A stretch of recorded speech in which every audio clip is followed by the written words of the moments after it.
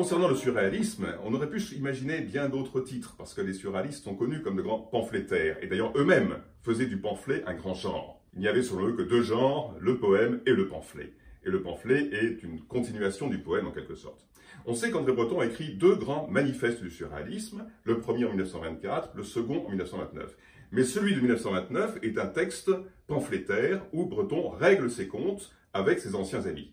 C'est un texte où il procède à un certain nombre d'exclusions. Lui qu'on a parfois appelé le pape du surréalisme, il n'y va pas de main morte avec ses anciens amis. Par exemple, Antonin Artaud, qui a écrit peu auparavant À la Grande Nuit ou le bluff surréaliste, Artaud a parlé du bluff surréaliste, Breton le condamne comme un individualiste qui veut faire une œuvre personnelle en 1929, à une époque où Breton se rapproche d'un engagement collectif à la manière des communistes. À un moment où Breton et Aragon se rapprochent des communistes, il s'agit d'exclure les individualistes, les artistes tentés par leur carrière bourgeoise, comme c'est le cas pour Antonin Artaud. Donc le second manifeste est à la fois une profession de foi positive pour définir le mouvement surréaliste, mais c'est surtout un texte où Breton procède à des exclusions et avec un style magistral en matière de polémique.